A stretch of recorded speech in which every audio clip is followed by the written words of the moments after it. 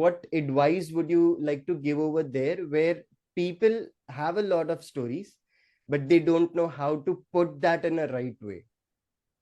Correct. So when it comes to storytelling, we all have information, but we need to figure out how to narrate it in a nice way, right? So there's always a very simple characteristic of story that we need to follow, a very simple structure that we can follow.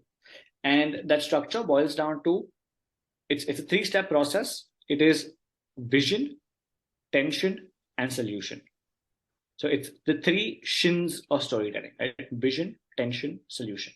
There are many more breakdowns of this. There are many more types to this, but right now we're just going to stick to this one. Okay. Sure. So what this means is that when you have a bunch of information to give, always start off by understanding the objective. What are we trying to achieve from this story? What is the character, the protagonist trying to achieve? What is the vision?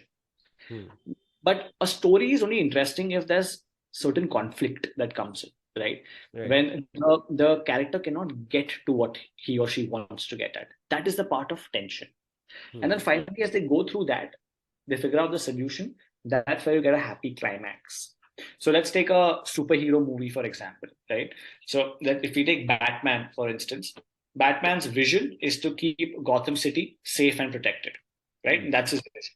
Now, if there was no Joker, or if there were no villains, or if there were just puny criminals, then Batman's story would have never been as great as it is, right? But because the moment of tension, which is the villain, is so powerful that Batman's back is against the wall, that's the reason why we are invested in the story. We want to make sure and we want to know, how is this guy going to get out of this situation? Right. That part of tension is what builds curiosity. And curiosity is the most important element in any story that comes in from the audience's perspective. Because if we don't make the audience curious, then we will fail to keep them engaged through the rest of our narrative, right? And then we show the hero's rise, how they solve the challenge. In Batman's case, how he gets out and finally beats his villains, his criminals, whatever it is, and how Gotham City finally becomes safe. So the solution always meets the vision. The vision is to keep the city safe. You beat the moment of tension, and then you come to the solution, which is the vision itself, right? Keeping the city safe. And this goes on in a loop again and again. So that is a very simple way to make sure your story has enough structure. From a business perspective, in a more formal situation, we don't have Batman, we don't have villains, so it's not that obvious on how do we build stories, right? So in that situation, let's take an example wherein if you and I have started a company together, and let's say we have a startup and we want investments for it. So if you were to go up to a investor and we were to tell him, hey, we have this amount, we have this company, this is the product, and this is how much money we need, and this is the amount of sales that we can get. What will he or she say to us?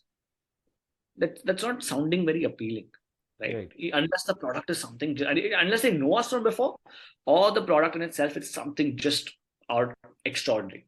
Right. But in most cases, and when I say the product is extraordinary, I mean out of the world, which is better than Uber and Airbnb, like these type of companies.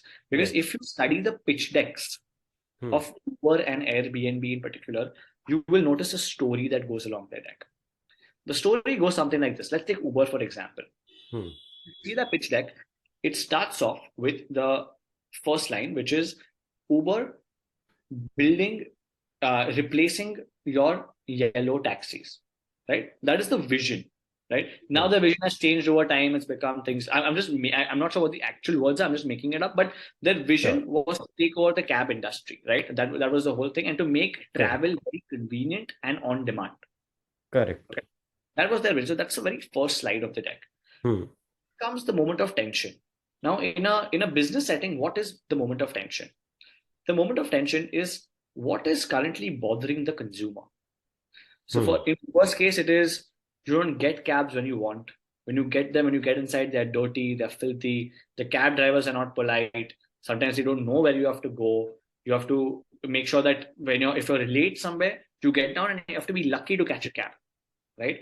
It's not like it's always available. So those were the points of conflict, moments of tension, because the current solutions aren't working out. Then we get to the solution. that is where the product gets involved. Hmm. Where we talk about, so if this is the problem, here are the features that we can use to get over this particular problem. So if the problem is that we don't know if we'll get a taxi or not, let's introduce on-demand cab booking. If the problem is unsafe drivers and filthy cars, let's incorporate safety checks for drivers and make Hmm. sure that the cars are spick and span. Hmm. Right? That's how everything relates back to a larger vision, a larger problem, a larger solution. Right. And then comes your product. So then, based on these problems, we have these features and solutions. And this is what Uber is all about. The product comes much later, Hmm. or it's all the story. Right. And then it comes to the way forward thing. And now to make this vision come to life, which is what we mentioned earlier, we need X amount of money. This is what our Hmm. plan and way forward is. And that's how we will meet our larger vision. So that's Wow. how storytelling is done on a more of a business perspective as opposed to the traditional film writing stories.